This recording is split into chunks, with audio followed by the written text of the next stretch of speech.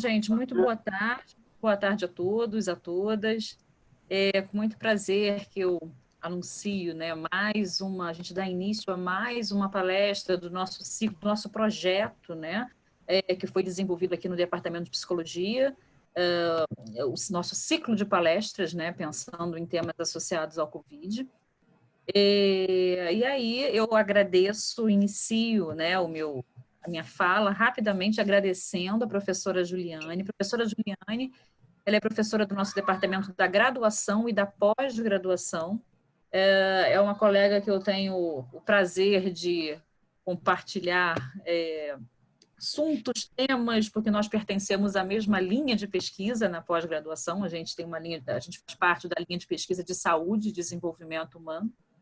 Então, é com muito prazer que eu apresento a professora Juliane, que vai hoje aqui conversar com a gente sobre questões referentes à parentalidade, né? Um tema que, para mim, é muito caro, né? É muito importante, que é o que eu estudo, né? Há aproximadamente 20 anos.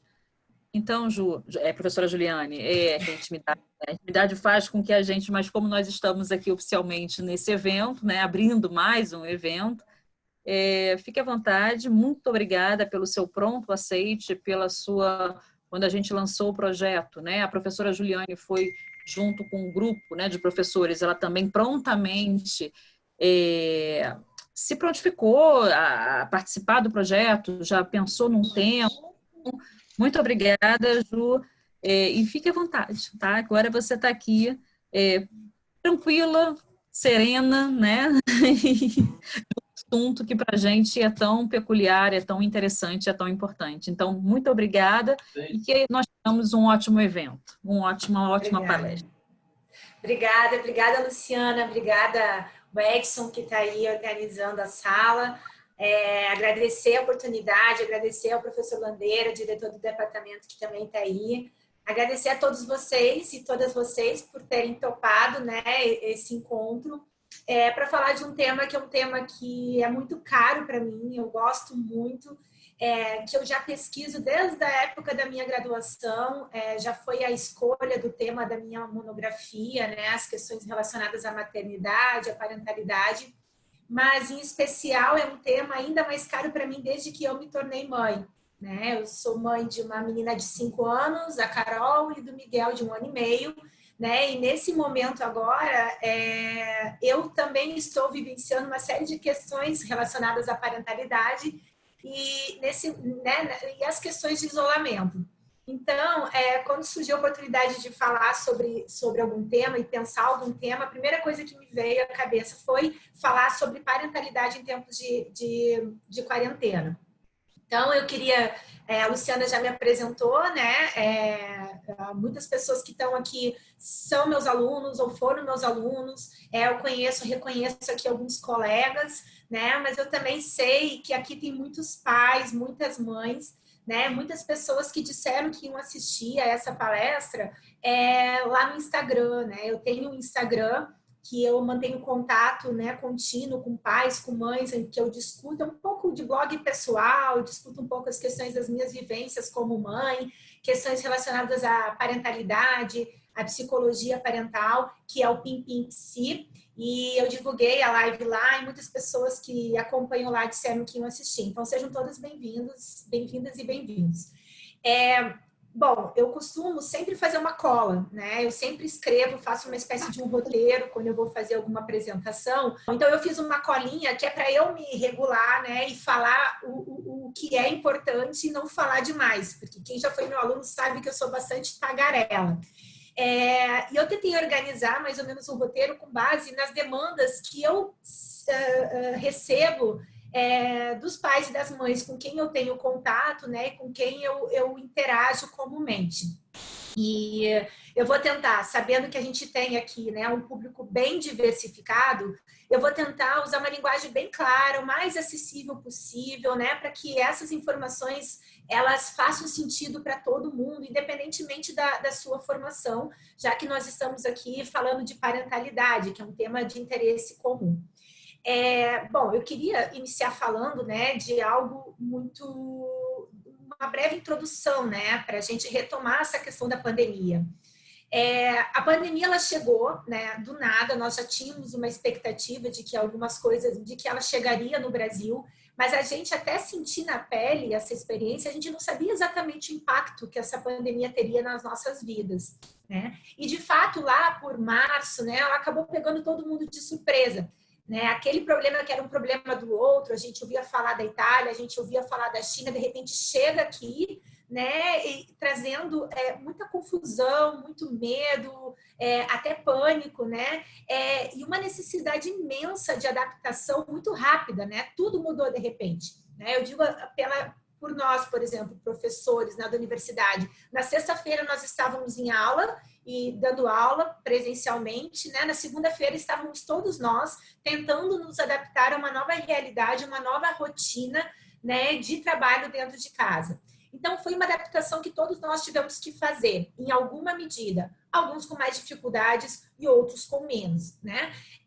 E assim como um estágio de luto, né? Quando a gente fala de luto, quando a gente perde uma pessoa querida, a gente perde um animalzinho que a gente ama, né? A gente passa por um processo de aceitação, de compreensão, de assimilação, né?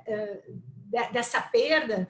Nesse processo de pandemia, de isolamento, nós também estamos tendo que elaborar muitos lutos, né, diários. Então, a gente elabora o luto por não poder sair de casa, o luto por estar distante das pessoas que a gente ama, muitas pessoas elaborando o luto por não terem podido, compartilhar um evento, comemorar um casamento, né? Esses dias eu fazendo uma reunião com algumas gestantes, né? E elas falando de como elas estão tendo que lidar com o luto de não poder viver uma gestação tranquila, de não poder celebrar da forma que elas sempre sonharam o nascimento do bebê. Então, são pequenos lutos que nós estamos vivenciando.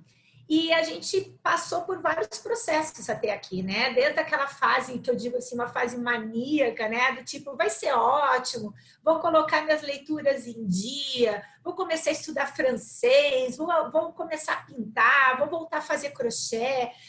Eu sempre sonhei em tocar violão, a hora é agora. Então, a gente esteve numa fase assim de achar que ia ser um momento de muito aproveitamento, né? De um tempo, até uma fase em que a gente, né, passa pela fase da tristeza, né, muitas vezes de culpa porque a gente imaginava que deveria estar desempenhando papéis diferentes do que a gente está conseguindo desempenhar, culpa por não estar conseguindo fazer a ginástica todos os dias, culpa por estar ganhando peso, culpa por não estar comendo saudável. Então, a gente começa a pipocar, né, na internet um monte de dicas de como fazer as coisas, de como aproveitar a quarentena, né? Como se fosse algo simples de se fazer. A gente entra lá no Instagram, a gente olha, né, fotos de pessoas fazendo yoga de cabeça para baixo, tirando foto de prato com salada, os filhos maravilhosos fazendo artesanato, né? E a gente pensa, gente, que mundo é esse que essas pessoas vivem que é tão diferente do meu? E essa comparação social vai nos machucando. E a gente vai ficando triste, a gente vai ficando preocupado, culpado, e sintomas de ansiedade, de depressão, de estresse vão tomando conta, né? Em alguma medida, as pessoas, em maior ou menor grau, passam por esse tipo de situação. E aí agora a gente está no momento em que a gente, de certa forma, se adaptou a esse caos, né? A gente aceitou, a gente entendeu essa realidade e agora a gente começa com um novo conflito, com uma nova preocupação sobre como vai ser quando isso tudo passar. Quando vai passar, como será a nossa vida quando tudo isso passar, como nós vamos gerenciar e adaptar as nossas demandas, as nossas rotinas, como vai ser o trabalho, como vai ser a escola dos filhos, né? Então, a gente está nesse momento agora, não só elaborando o luto, né, do que a gente não pode fazer, mas também preocupados com como a gente vai viver a vida daqui para frente.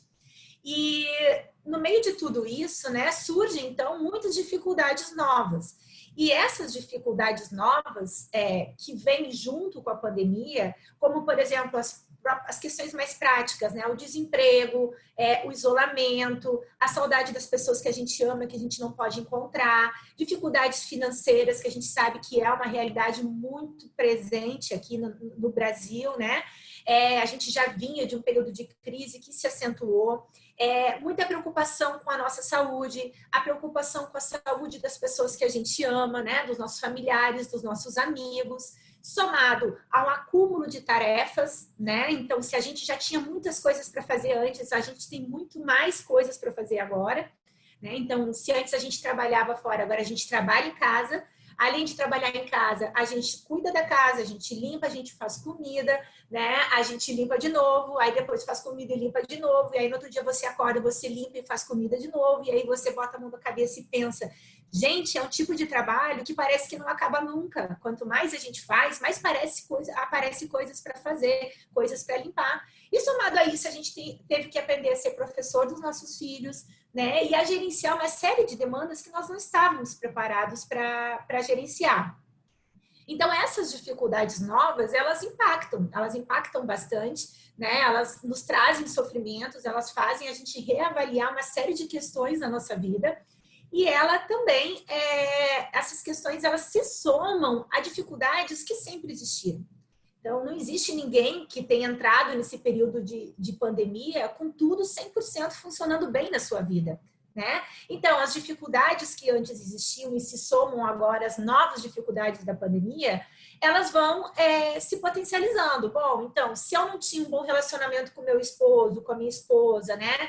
Se eu não tinha um bom relacionamento com os meus filhos, isso se acentuou, né? Essas dificuldades se acentuaram nesse momento em que estamos, a grande maioria das pessoas, né, confinadas, e mesmo aquelas que não estão totalmente isoladas, juntas, né, no mesmo ambiente, o convívio ele está mais intensificado, né?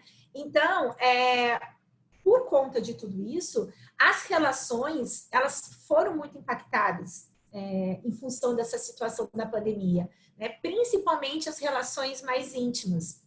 E, por exemplo, o casamento, né? O casamento é um exemplo de uma relação, né, dentro do ambiente familiar, de um sistema, de um subsistema, né, que foi fortemente impactado, né, de alguma forma. Algumas pessoas relatam, nossa, eu voltei a conversar com meu marido, eu voltei a conversar com a minha namorada, fazia muito tempo que a gente não parava para assistir um filme, mas também a gente ouve muitos relatos do tipo, a gente tem brigado muito, tá muito difícil dividir as tarefas entre nós dois, eu me sinto sempre cansada, as demandas recaem muito sobre mim, os cuidados com os filhos não estão sendo divididos de forma justa, incompatibilidades de gênio, de rotina, de hábitos, né, que antes a gente conseguia, de certa forma, ir levando, né, mas que agora se tornam muito difíceis. Né? Se antes era suportável determinados defeitos, determinadas dificuldades, né? Agora, num isolamento e num convívio mais intenso, a gente descobre que a gente não consegue mais jogar certas dificuldades embaixo do tapete. E a conjugalidade, ela é apenas um sistema, um subsistema que sofre impacto, né, dentro desse contexto que a gente vive. A parentalidade, ela também é um aspecto importante a se considerar, né? E a gente tem aí, e a gente que estuda desenvolvimento, né, famílias e comportamento infantil, a gente sabe que as experiências que são vividas em um sistema, elas tendem a extrapolar para outros sistemas. Então, se existe uma dificuldade no subsistema conjugal, se existe uma dificuldade do casal, dependendo do nível de intensidade, né, dessas dificuldades, o nível de conflito, isso pode impactar na qualidade da relação que esses pais estabelecem com os seus filhos. Existe um conceito técnico que se chama em inglês, né, spillover, ou seja, essa extrapolação, né, quando as dificuldades que acontecem numa relação específica dentro da família acabam interferindo, né, numa outra relação, num outro sistema. Então, na família é tudo muito interligado, né? As pessoas convivem dentro de um mesmo sistema, né, de modo que a experiência de um impacta a experiência de outro, né? E as relações, elas são muito próximas. E em relação à parentalidade, a gente vive uma situação, né, a grande maioria das pessoas, muito comum, que são as crianças em casa, né, full time, espaços muitas vezes pequenos, né, são espaços que não foram pensados e estruturados para acomodar uma família grande, por exemplo, ou com crianças 24 horas, né, sem nenhuma possibilidade de sair, de se entreter, de fazer outras coisas na rua, né, crianças que precisam seguir estudando, né, que requerem essa demanda e essa exigência da gente, né, e isso tudo vai se somando, né, a gente vai pensando em tijolinhos, né, de dificuldades que vão se somando. E eu costumo dizer para os pais uma frase, né, que é mais ou menos assim: se aquilo que a gente vivia antes, né, as dificuldades que a gente se sentia antes, elas eram cantadas na nossa cabeça em voz baixa, agora elas cantam, as dificuldades cantam com o microfone ligado no amplificador. Então não é mais possível a gente não ouvi-las, né? Mesmo que a gente queira e a gente coloque o dedo no ouvido, a gente continua ouvindo. Elas se tornam mais presentes, né? Onipresentes na nossa vida. E aí no meio de tudo isso, e as crianças, né? Eu costumo sempre dizer que as crianças, elas são uma representação do ambiente familiar, né? A forma como as crianças lidam e vivenciam as experiências, né? Isso tem muita relação com a forma como nós pais vivenciamos as nossas próprias questões e a forma como as nossas estratégias de enfrentamento em relação às dificuldades que a gente encontra. As crianças, eu costumo usar um termo que eu digo que as crianças são muito porosas, né? Ou seja, elas trocam muito conosco e elas recebem muito, captam muito as coisas que estão acontecendo no entorno, né? Então, elas perguntam, elas questionam, né? Elas querem saber, elas muitas vezes não aceitam qualquer tipo de resposta, elas reagem, né? Elas sofrem e elas sentem também as dificuldades, né? Dentro de uma outra forma de operar, dentro de uma outra concepção de mundo, dentro de uma outra forma de entender os problemas, né? Mas elas também estão sofrendo e vivenciando uma série de dificuldades que são associadas a esse período de isolamento. Eu tenho visto muitos pais se queixando, por exemplo, de que as crianças estão estressadas, né? As crianças estão muito estressadas. E aí eu pergunto, e vocês? Estão muito estressados? Aí as crianças estão muito desanimadas, né? Reclamando muito. E vocês, pais, estão reclamando muito, né? De que forma vocês, pais, ou nós, pais, estamos atuando, né, e nos comportando dentro de casa e lidando com essa situação, de que forma estamos servindo de modelos para os nossos filhos nesse momento. E é um momento em que nós temos muitas demandas, né? A gente vive numa situação que a maioria de nós estamos precisando trabalhar, né? Muitos trabalhando em home office, né? E no primeiro momento existia uma expectativa de que a gente conseguiria, né, simplesmente pegar o trabalho lá de fora e colocar dentro de casa, né, e conseguir produzir da mesma forma, né, ter o mesmo rendimento, ter a mesma motivação para trabalhar. E a gente sabe que hoje em dia, né, a gente sabe que isso não é possível. Na maioria das vezes isso não é possível, né? Porque o ambiente doméstico, o ambiente de casa, ele é o ambiente de casa. Não é a gente não teve que adequar o ambiente de casa ao trabalho, a gente precisou adequar o trabalho ao ambiente de casa, né? E isso tem alguns ganhos, né? Como um aluno meu disse esses dias, professor, a melhor coisa do mundo é assistir aula de pijama deitado na cama. Tem alguns ganhos para algumas pessoas que têm um estilo mais fechado, que têm menos necessidade de socialização. De repente isso foi mais positivo, mas tem pessoas que estão extremamente desestimuladas, desmotivadas, né? Repensando inclusive as suas próprias atividades, porque não tem a mesma motivação para trabalhar ou para estudar, né, dentro de casa, que precisam mais de socialização, precisam encontrar mais as pessoas, né, precisam conversar, precisam vivenciar o ambiente externo, que não estão podendo fazer isso nesse momento. E as crianças com as crianças não é nada diferente, né? Então, os pais muitas vezes se queixam que os filhos estão desmotivados para o aprendizado, né?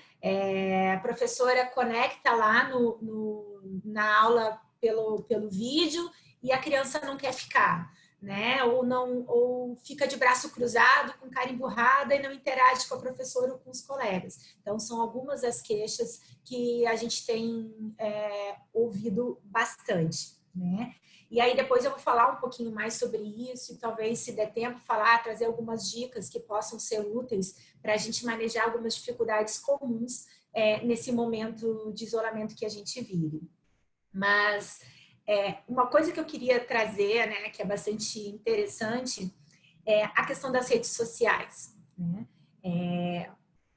Eu que sigo muitos perfis, por exemplo, no Instagram, sobre parentalidade, né, maternidade, relacionamento pais e filhos, e eu não sei se essa experiência é compartilhada com vocês, mas como a gente vê modelos perfeitos de parentalidade, né?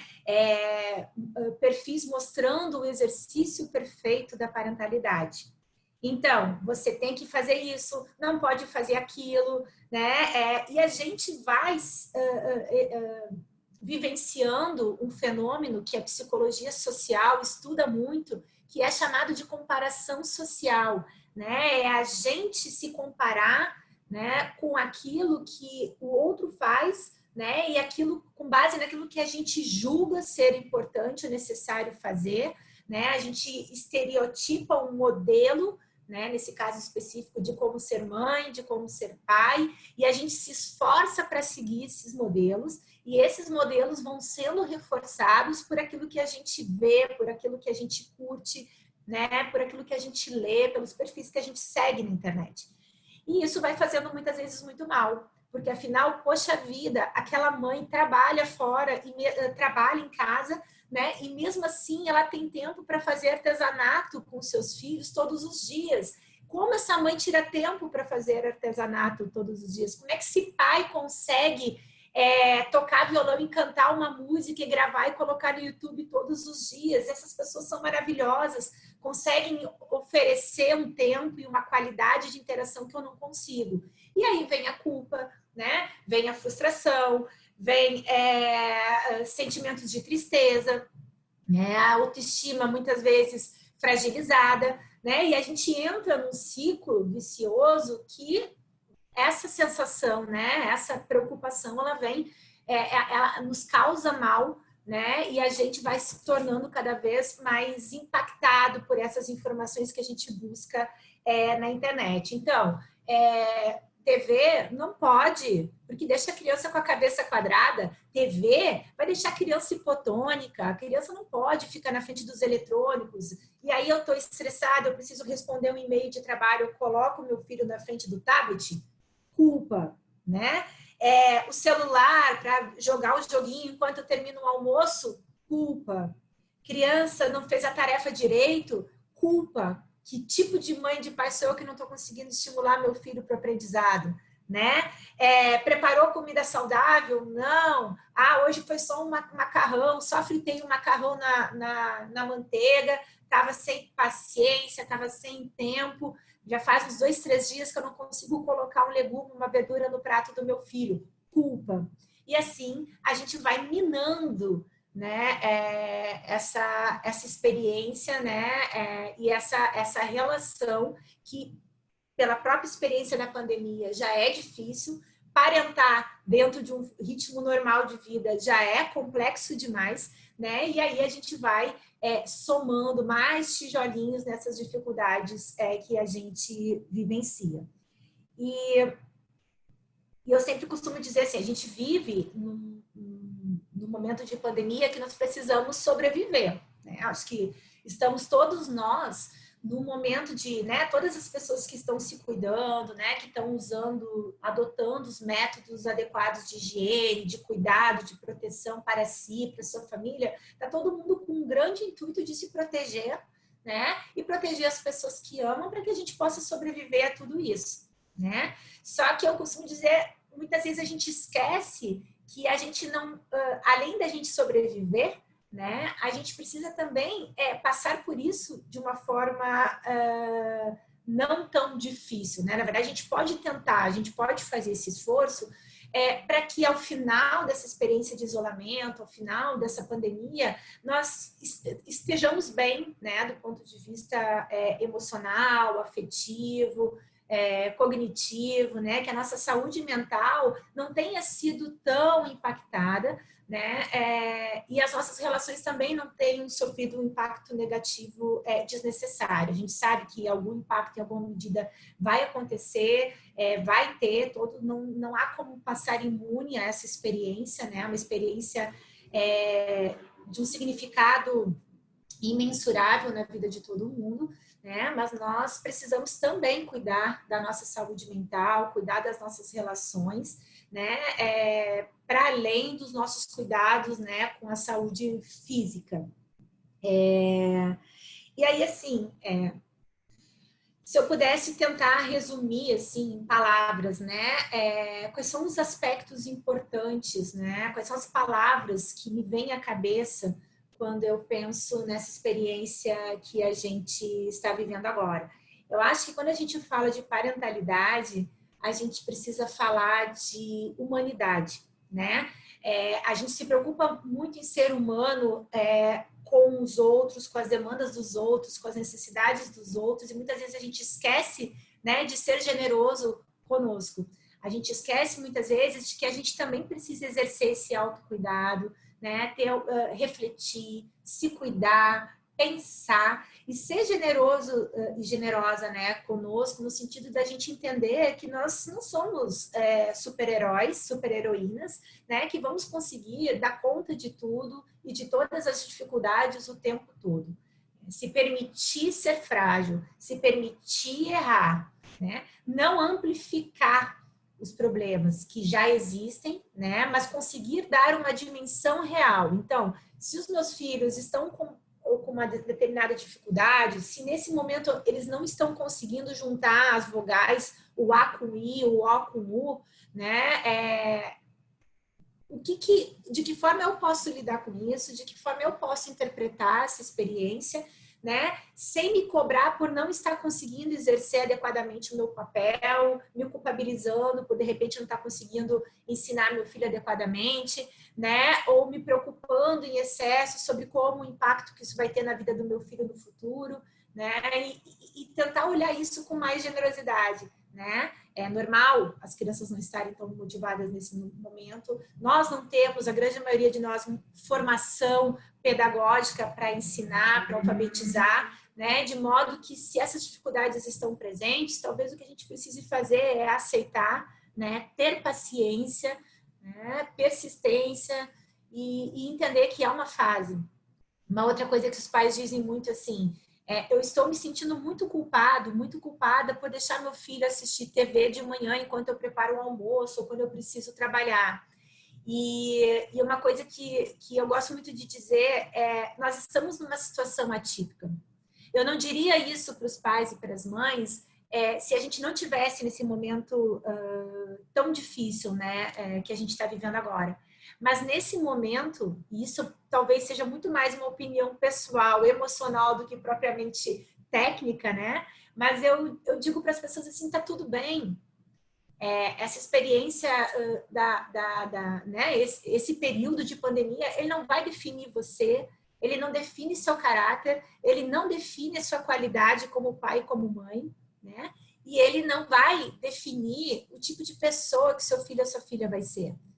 Então, antes, deixar o seu filho ou a sua filha assistindo um pouco de TV ou jogando um joguinho no tablet, no celular, do que agir de forma radical, né? Não deixando ele ter acesso a esses eletrônicos e precisar trabalhar e fazer outras coisas e ficar extremamente estressado, extremamente irritado, né? Não conseguir ter uma boa interação, chegar no final do dia de cabelo em pé, né, de tal modo que isso impacte de uma forma muito mais negativa essa relação e esse desenvolvimento do que o eletrônico, a televisão propriamente dito. Então, a importância de ser flexível, né, a importância de conseguir tentar relaxar, né? Ser generoso, olhar não só para o outro, mas para nós mesmos nesse momento, né? E acreditar que isso é um momento, né? Que isso vai passar. A gente vê aí muitas outras situações de outros contextos em que a flexibilidade já está acontecendo, as pessoas aos poucos vão retomando o ritmo normal, né? Dentro de uma outra realidade, dentro de uma outra normalidade, mas as pessoas estão aos poucos retomando, né? As suas atividades de lazer, o seu trabalho fora de casa, né? A escola, e isso vai acontecer também, né? E nós precisamos até lá segurar mais um pouquinho, ter um pouquinho mais de paciência, né? Que isso tudo vai passar. Eu coloquei ontem, eu fiz algumas perguntas, né? Eu compilei algumas perguntas que as pessoas me disseram assim, Juliane, quem sabe amanhã você fala sobre isso, né? E aí eu anotei algumas coisas aqui que alguns pais e mães trouxeram para mim e talvez possa ser interessante para vocês também. Então, uma pessoa me disse assim, Juliane, quem sabe você fala, meu filho não fica sozinho nunca, né? Eu tenho um filho pequeno de 4 anos e ele não faz nada sozinho. Ele precisa o tempo todo de mim ou do pai ajudando, fazendo. Então, eu não consigo ter tempo para mim, para nada. E eu me sinto culpada, né, de dizer, de incentivar ele a ficar sozinho. Parece que eu me sinto no dever de ter que ficar com meu filho o tempo todo. E eu fiquei pensando sobre isso, né? E esses tempos eu fiz uma outra live em que eu até comentei, quando a gente era criança, quando eu era criança, eu me lembro que nós tínhamos como crianças muito tempo para ficar sozinho. Né? Eu lembro dos meus pais, a gente lembra dos pais adultos, do seu mundo de adultos, interagindo, conversando, fazendo suas coisas, e a gente, criança, tinha que se virar, a gente tinha que se divertir, a gente tinha que brincar, arrumar o que fazer. Né? E hoje existe uma certa hipervigilância, né, dessas crianças. Então, a impressão que a gente tem como pais é que a gente tem que estar dando assistência o tempo todo, né? E não é só das coisas práticas, do tipo ajudar a comer, se vestir, né? Alcançar alguma coisa que a criança não consegue pegar, mas a impressão é que a gente tem que suprir essa demanda o tempo todo de interação. E isso é impossível, né? E além de não ser impossível, além de ser impossível e de ser extremamente cansativo, né? Isso está longe de ser algo necessariamente positivo para essas crianças. Né? As crianças, elas precisam saber lidar com o tédio, elas precisam saber ficar sozinhas, né? E entender que ficar sozinha também é importante, que esse momento de recolhimento, né? De brincar sozinha, de não ter um adulto interagindo com elas é extremamente importante. Quem tem irmãos, né? Crianças que têm irmãos, né? Pais, famílias com mais de um filho, a importância dessas crianças poderem interagir, esses irmãos poderem interagir sem atuação do pai e da mãe, intervenção dos pais, né? No sentido de que essas crianças elas possam construir uma relação de irmãos, né? Sem essa presença desse pai ou dessa mãe, desses cuidadores adultos, né? A importância dessas crianças vivenciarem o tédio para que esse tédio permita que essas crianças vivenciem e estimulem a sua criatividade, né? É por meio do tédio, né, do não ter nada para fazer, que essa criança vai criar, que essa criança vai aprender a construir histórias, que vai poder aprender a contar consigo mesma, né, sem aquela falsa crença de que os pais vão estar ali o tempo todo como se fossem recreadores, né, provendo entretenimento o tempo todo. Então, é aquela velha, a questão que eu trouxe inicialmente, né? Da mãe que disse, eu não aguento mais fazer artesanato. Né? Você não precisa fazer artesanato o tempo todo, você não precisa ter uma agenda de atividades lúdicas, interessantes e divertidas o tempo todo. Né? A criança precisa, é importante para o desenvolvimento dela, cognitivo, né? Socioemocional, que essa criança aprenda a contar com ela mesma, aprenda a estar só e aprenda a lidar com o tédio, buscando estratégias para que ela mesma possa fazer esse tédio passar. Uma outra questão importante é assim, eu não aguento mais brigar com os meus filhos, né? Eles fazem coisas erradas o tempo todo. E aí, uma dica que eu dou é respira, né? A gente dentro de casa, né? Às vezes, eu me lembro que tinha uma colega que dizia assim, segunda-feira, agora eu vou descansar, porque no final de semana tudo que eu menos faço é descansar, né? Porque eu tenho 3 filhos e é uma rotina muito louca, da hora que acorda, da hora que dorme, dando conta das demandas das crianças. Chega na segunda-feira, eu chego no trabalho, é onde eu finalmente consigo desopilar. E aí, uma outra mãe disse assim, nesse período de pandemia, a gente tem brigado muito. Briga porque suja o sofá, briga porque quebrou um objeto de decoração, briga porque jogou comida no chão, porque... E aí eu digo, bom, se já era difícil para você, né, lidar com essas questões no sábado e domingo, num período de pandemia, 24 por 24 horas juntos, eu imagino que isso realmente deve estar sendo ainda mais difícil para você, né? Mas eu imagino o quanto deve estar difícil, acima de tudo, você ver a sua casa e o seu ambiente como um ringue, né? Como uma arena, né? Em que as brigas são tão constantes assim. Isso é desgastante em todos os aspectos, né? Isso traz um impacto muito negativo, não só para a qualidade dos relacionamentos, né? Mas para o desenvolvimento dessas crianças como um todo, né? Tá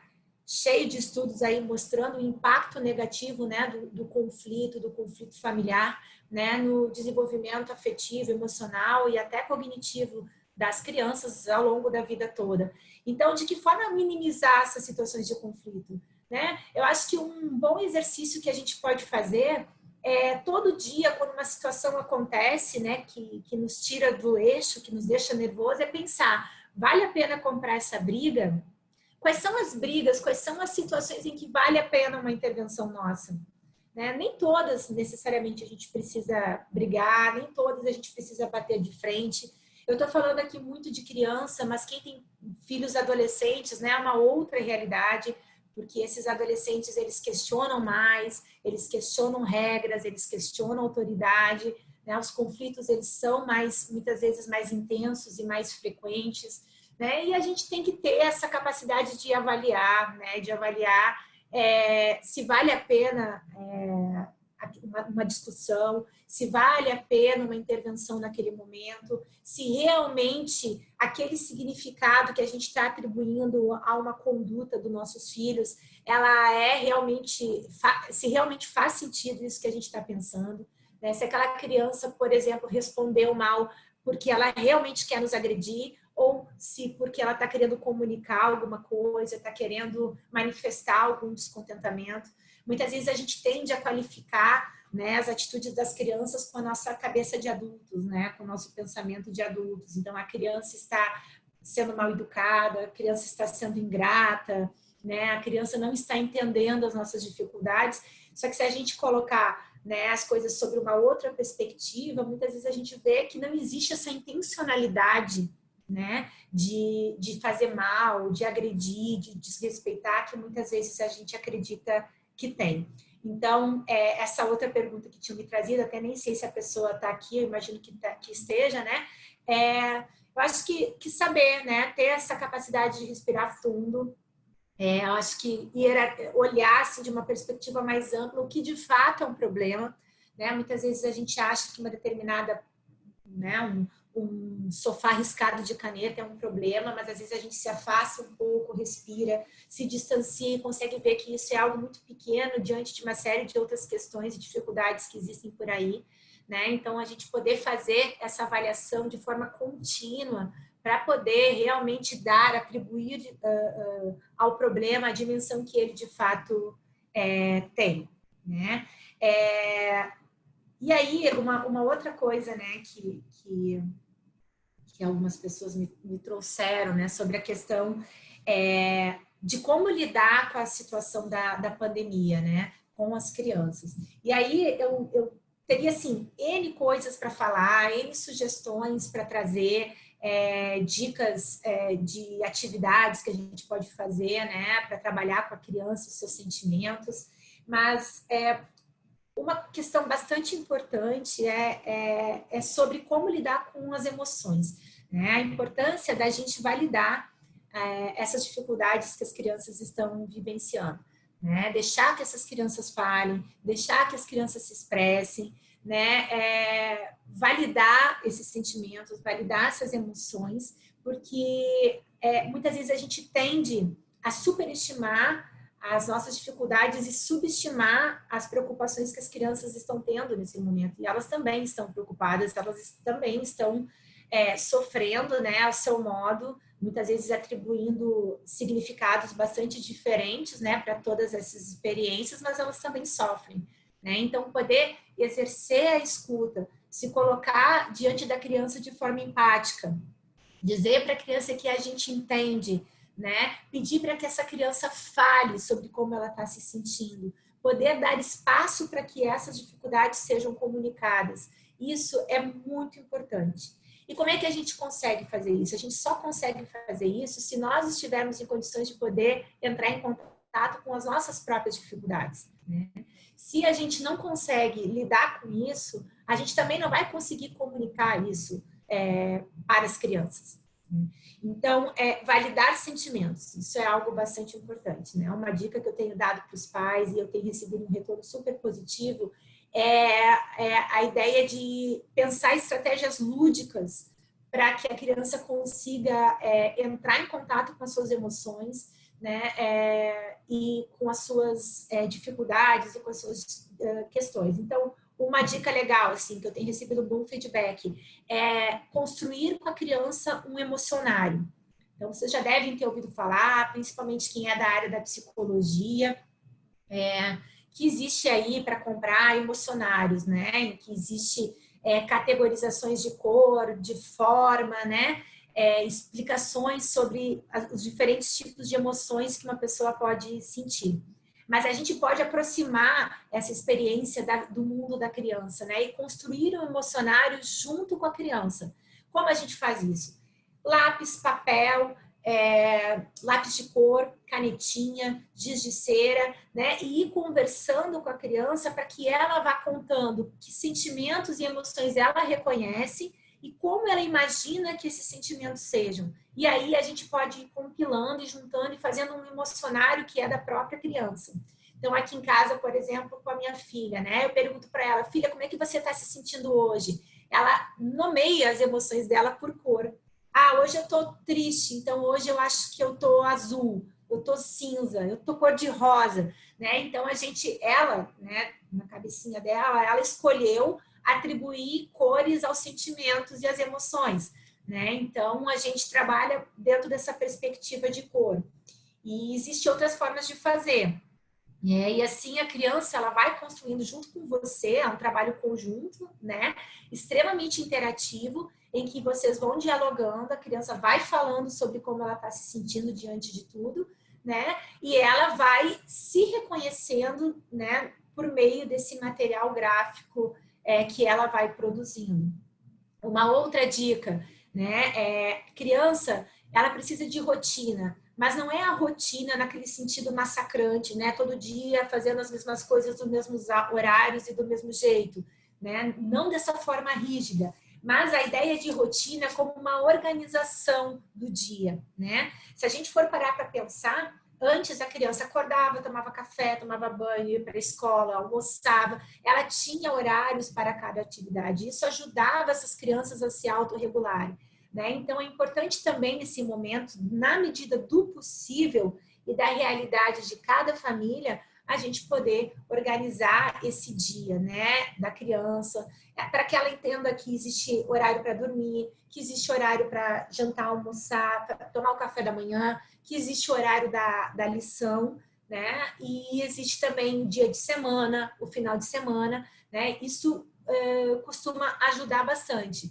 E aí uma outra dica que é bacana fazer com a criança uma espécie de um planner, né, ou um calendário semanal, né? A gente fez essa experiência aqui em casa, foi bem bacana, a gente montou um planner, né, e a gente recortou várias figurinhas indicando cada uma das coisas que a gente faz durante o dia. Então, uma escova de dente, um pratinho de comida, um livrinho para indicar a hora da escola. Então, de segunda a domingo, quais são as atividades que a criança faz?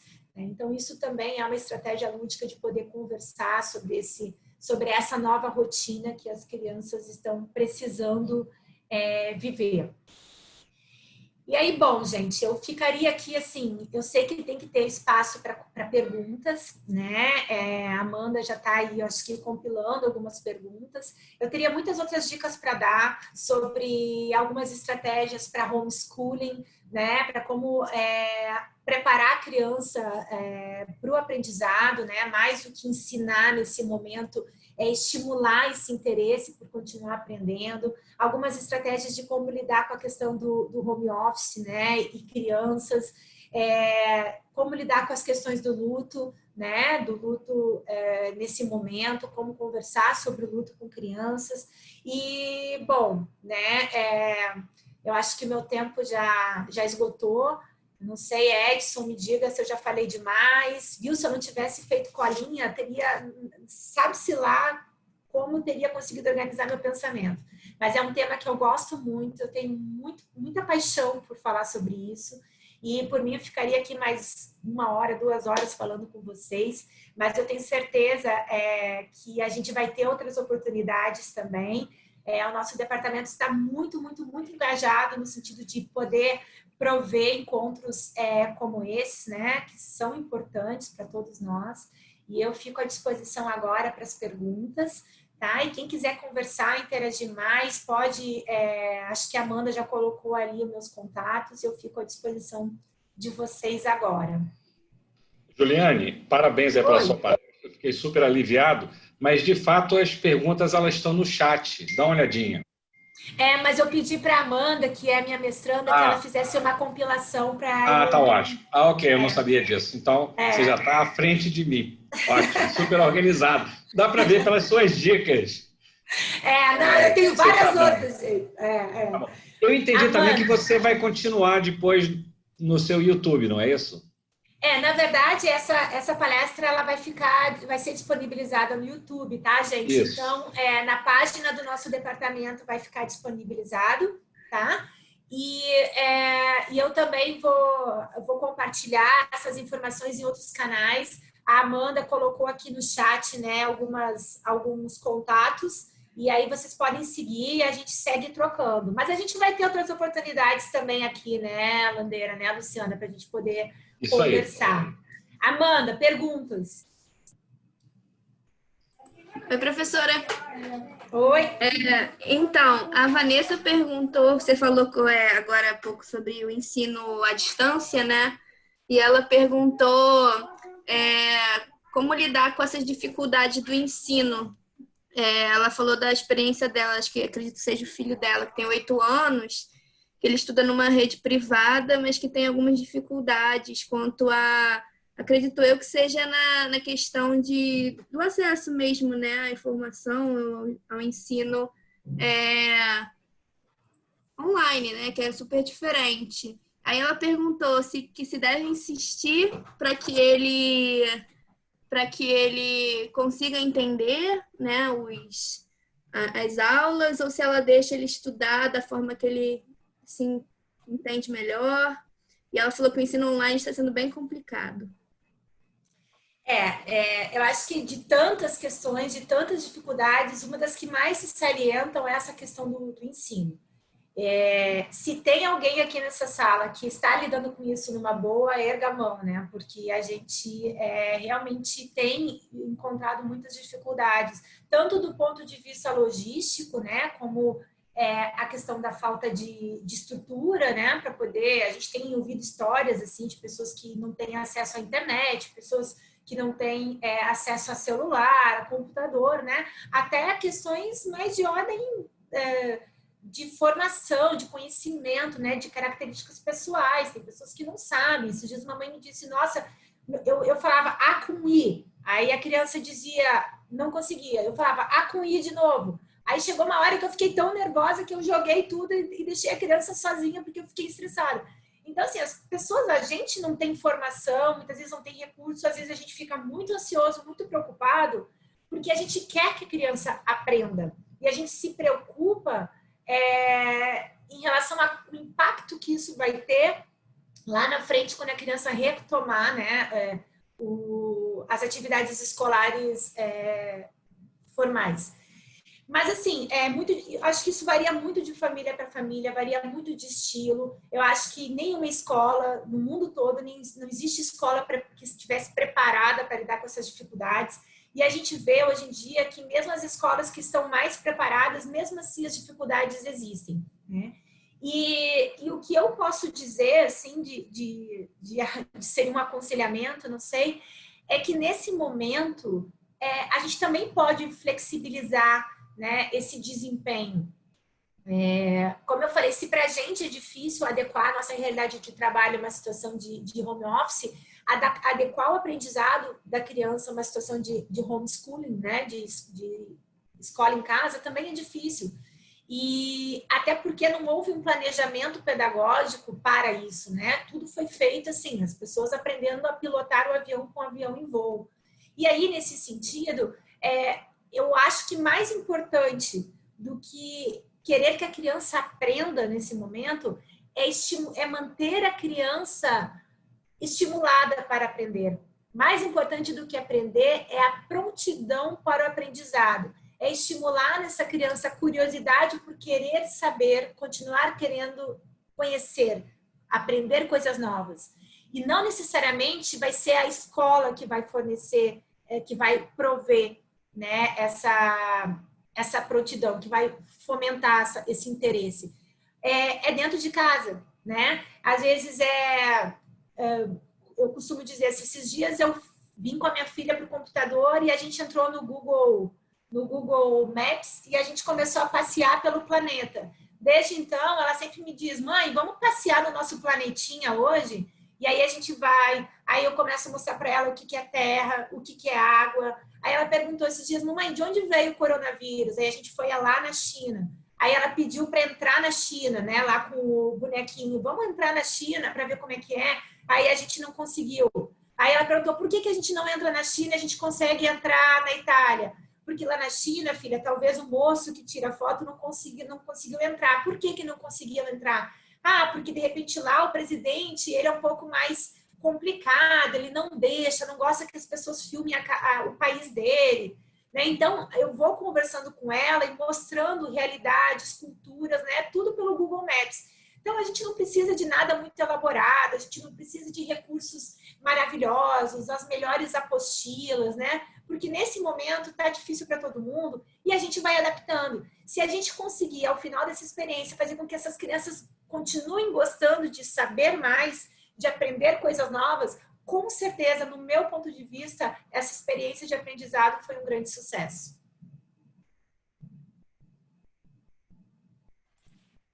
Obrigada, professora.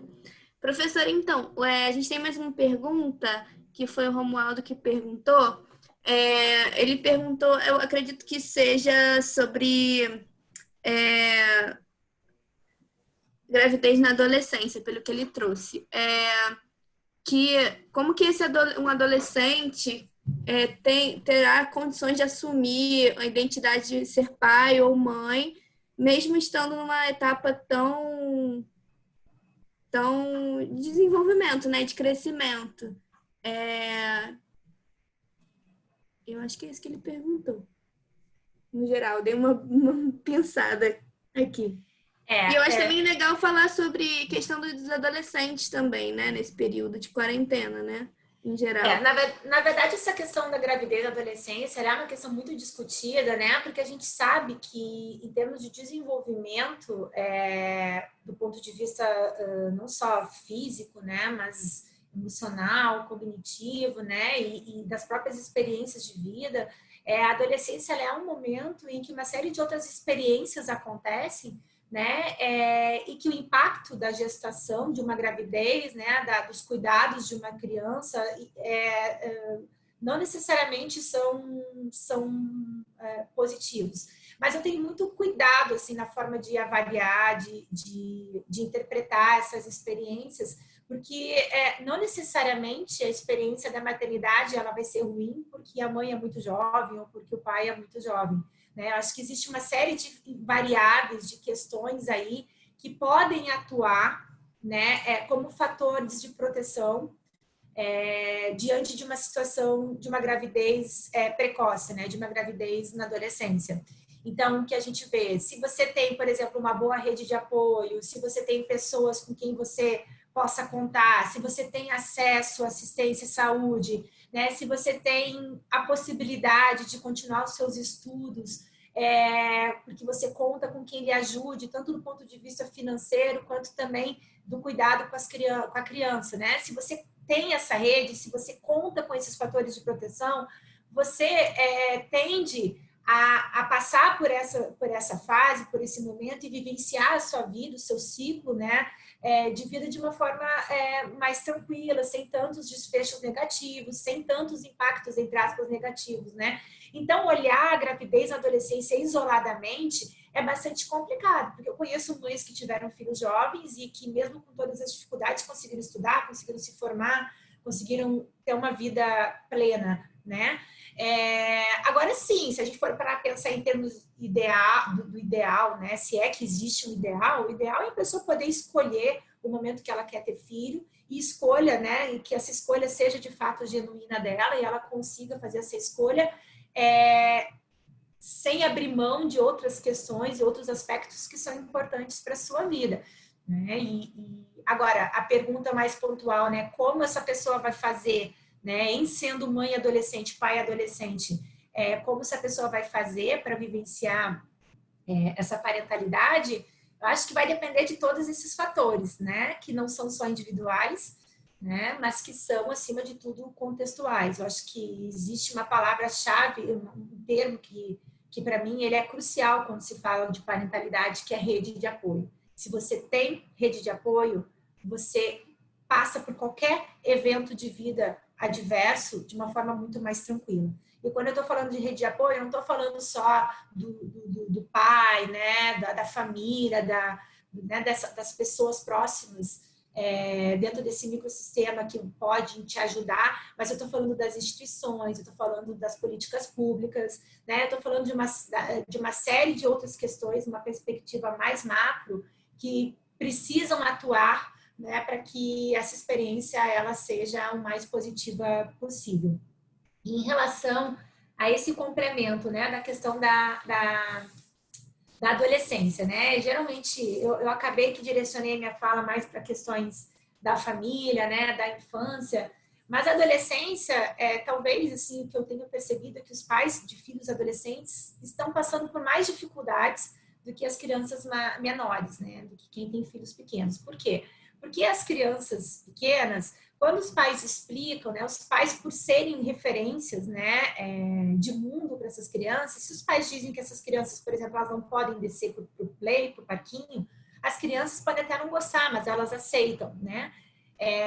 Essa figura de autoridade desses pais, ela é menos questionada do que no caso dos adolescentes, né? É uma realidade bastante diferente em que o confronto ele é mais frequente, né? Justamente porque esses adolescentes eles questionam mais. Tá, mas por que eu não posso sair? Por que lá na casa do fulaninho já pode ir para a praia e eu não posso, né? E aí eu costumo dizer, né, que a gente poder pensar assim, poder montar com esses adolescentes uma agenda positiva, né? De não só falar sobre aquilo que não está bom, sobre aquilo que não pode, sobre aquilo que está errado, mas pensar sobre questões positivas, né?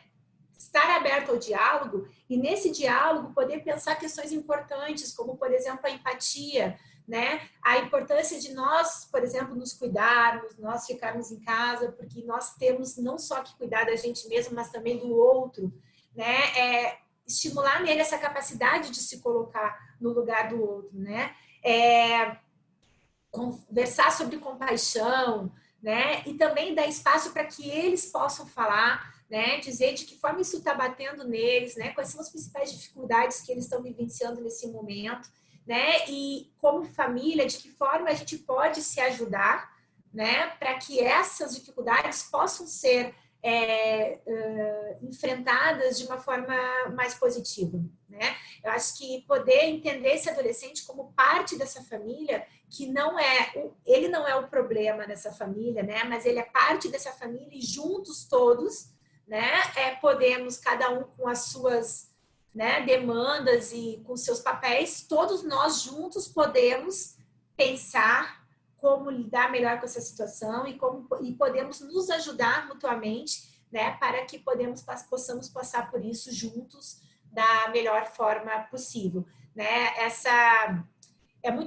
Eu acredito muito na importância dessa hierarquia, né, de papéis na relação de pais e filhos, né?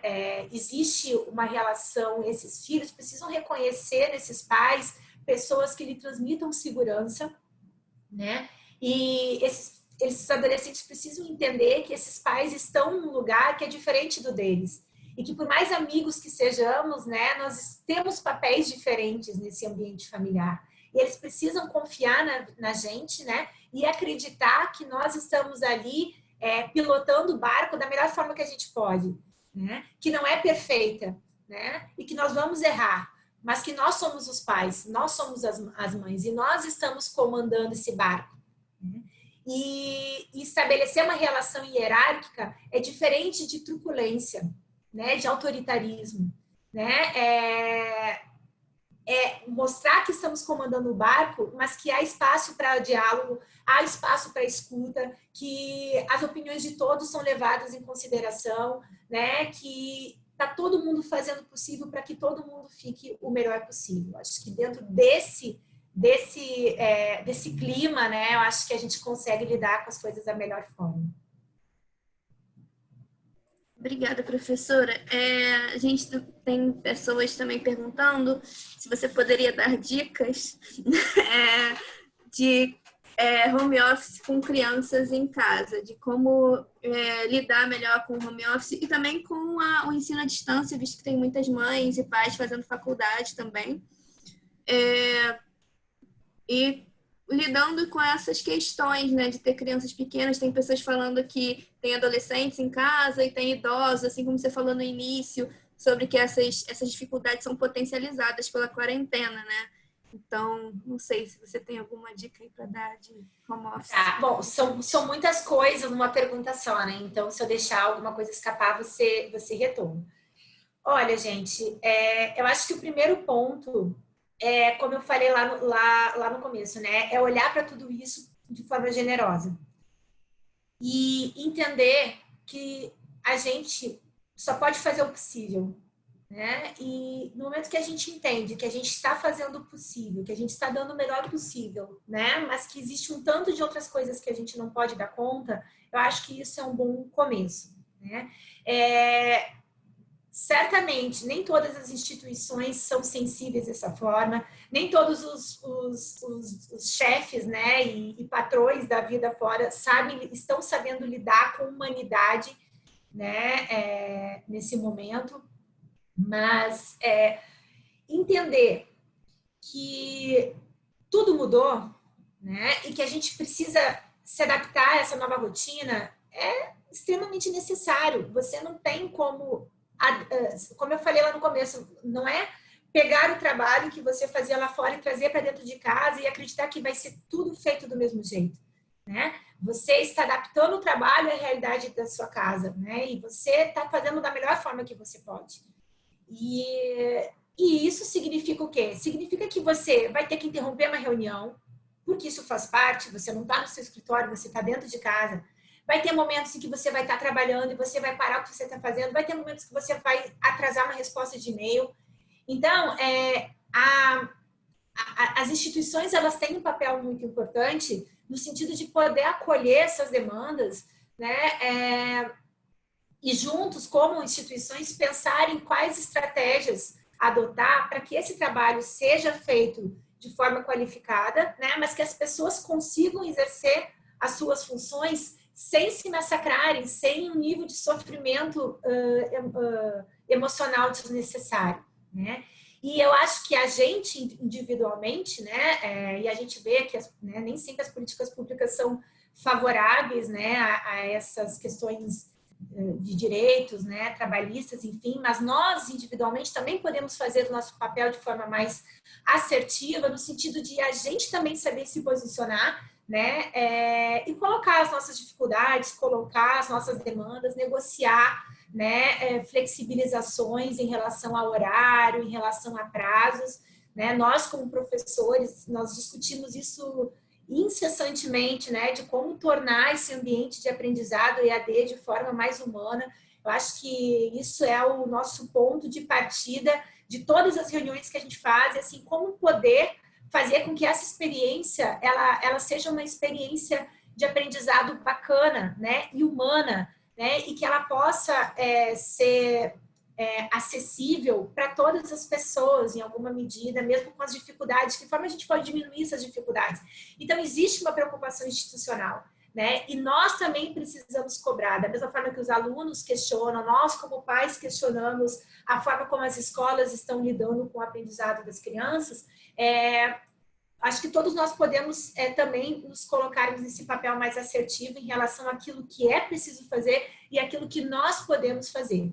E outra coisa, se a criança passa aqui atrás, né, se você tá, de repente, esses dias eu estava dando uma aula e a minha filha chamou pedindo para... Ela tinha ido no banheiro e disse, mãe, acabei, o que eu vou fazer? Eu tive que pedir licença e dizer, a minha filha está precisando de mim agora, e eu tive que ir até lá, né? E as pessoas precisam entender que isso tudo faz parte desse momento que a gente vive, né? As crianças transitando, né? A buzina do lado de fora, o barulho do vizinho, isso tudo faz parte dessa nova realidade e tá tudo bem ser assim. Acho que se a gente flexibilizar, se a gente for mais humano também de entender essa nova configuração, talvez a gente também consiga ser mais leve para lidar com essa nova rotina. Obrigada, professora. Acho que a gente tem tempo para mais uma pergunta? Não sei. Não sei. Claro, lógico, pode. Enfim, enquanto a Juliane aguentar, se houver público, estamos aí. Então tá, professora. Tem uma pergunta aqui sobre o vício em eletrônicos, né? No isolamento das crianças que veem esses jogos como fuga dessa falta do que fazer, né?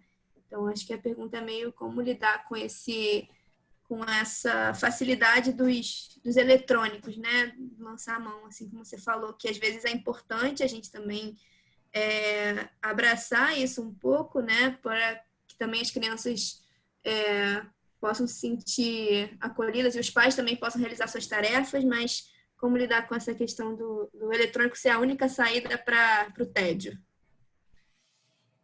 É um assunto bem espinhoso, né? Porque eu fico aqui num duplo papel, né? Eu sempre quando alguém me faz uma pergunta, eu penso, eu falo como mãe, falo como psicóloga, sobre as duas, como é que eu junto as duas coisas, né? É um assunto bastante espinhoso, bastante complexo. É inegável, né? A gente tem aí, gente, um corpo de evidências científicas, empíricas, mostrando o impacto negativo do uso de eletrônicos, né? Do uso exagerado de eletrônicos no desenvolvimento cognitivo e socioemocional das crianças, com vários desdobramentos. E que esse impacto ele é mediado por outras questões, né? E a gente tem também a questão da idade, a se considerar que quanto mais nova a criança for, estiver exposta aos eletrônicos e quanto maior for esse tempo, tende a ser mais nocivo para o seu desenvolvimento. Por outro lado, existe uma série de variáveis que vão moderar, vão mediar essa relação. Não é uma relação causal direta. Ficou tantas horas na internet, o resultado necessariamente é esse. A gente tem uma série de variáveis aí moderando, como, por exemplo, o tipo de conteúdo, né, que a criança acessa, de que forma esse conteúdo é acessado, em que momentos, né, e qual é a função, né, desses eletrônicos naquela dinâmica, daquelas relações, daquela família. quando eu disse lá no começo, né, de que determinados padrões já existiam e eles são potencializados, né, determinadas dificuldades já aconteciam e que agora são potencializadas, e determinados comportamentos já estavam presentes naquela dinâmica familiar e agora, numa situação de quarentena, esses comportamentos se tornam mais perceptíveis ou são acentuados, são amplificados. Bom, não era incomum a gente ir num restaurante, né, e a gente ver numa mesa 3 crianças sentadas no meio de adultos, cada uma no seu celular jogando, com zero interação com as outras pessoas da mesa. Então, muito provavelmente, essa família, né, que já colocava, cujo eletrônico já tinha um papel ali central, né, nessa convivência, isso não vai ser diferente agora. Provavelmente são aquelas crianças que vão provavelmente estar mais conectadas também nesse momento de pandemia. E outra coisa, essas crianças que muito provavelmente eram aquelas crianças que ficavam mais tempo na internet, no tablet, no videogame, também são aquelas crianças que desenvolveram menos estratégias para buscar, para se entreter, para se divertir de outras formas. Então, essa criança desenvolveu um script de que ela pensa, bom, estou entediada, não tenho nada para fazer, qual é a minha única forma de diversão? É o jogo é o videogame, por exemplo.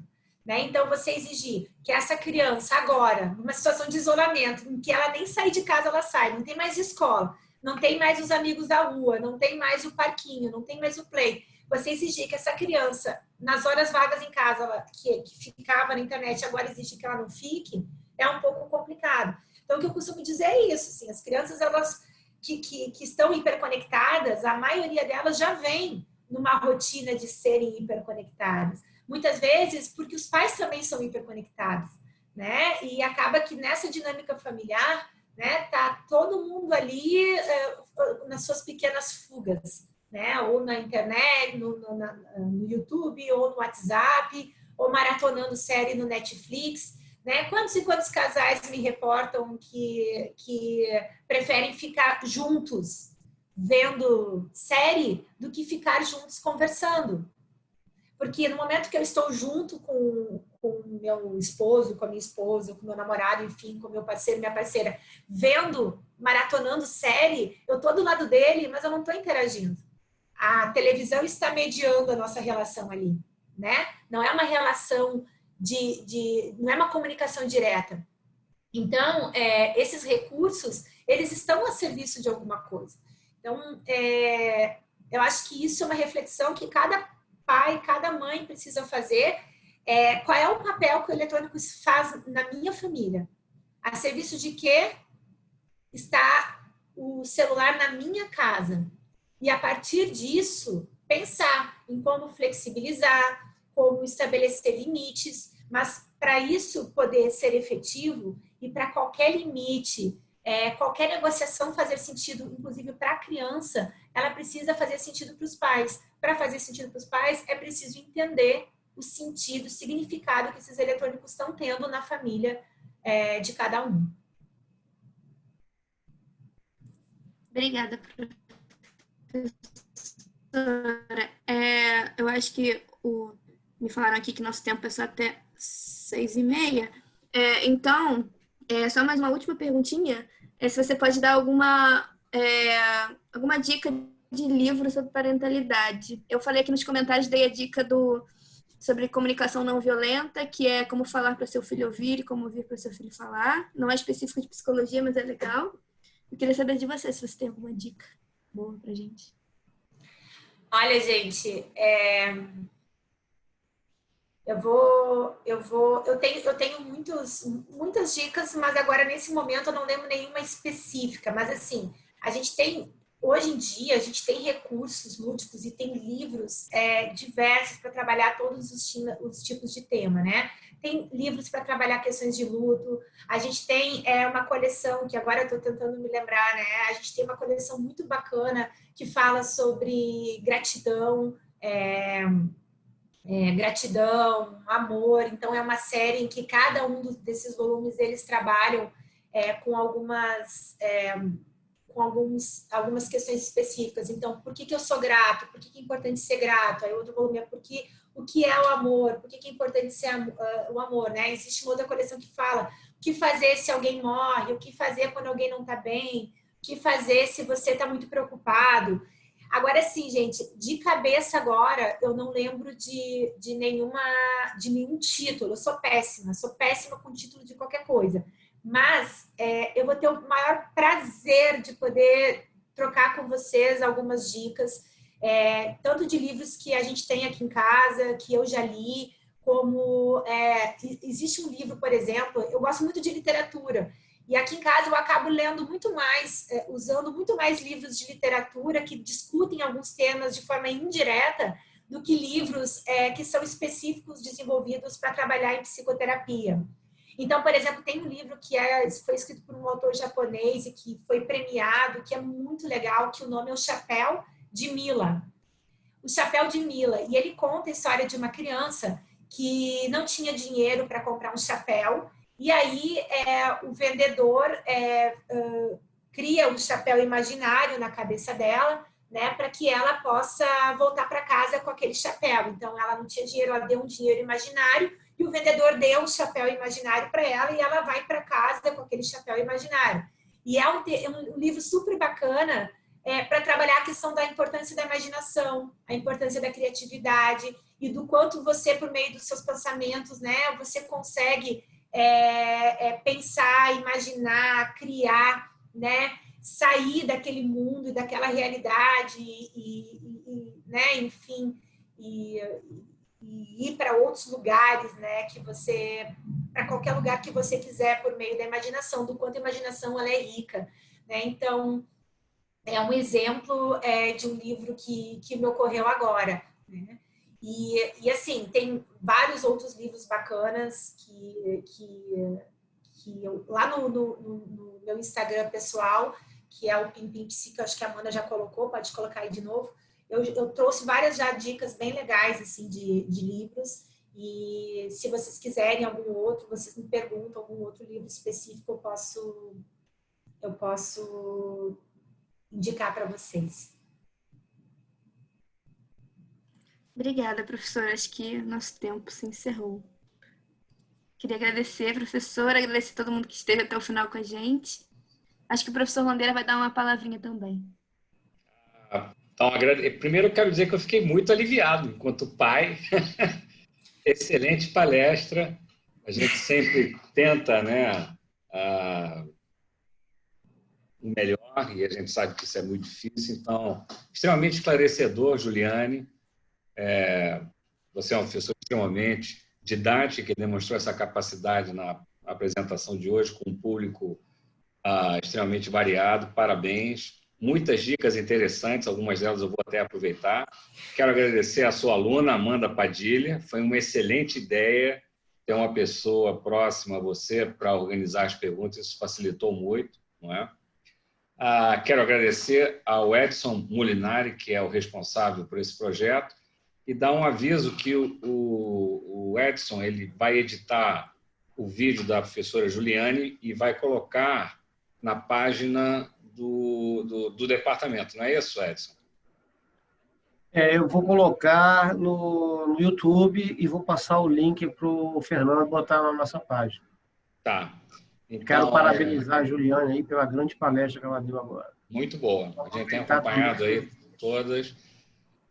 Dá um aviso também que na próxima semana, deixa eu ver se eu consigo compartilhar aqui, na próxima semana a gente tem o professor Marco Aurélio, que recentemente foi contratado como humorista aqui no nosso departamento, também vai falar de um tema extremamente importante, estresse e trauma em tempos de pandemia.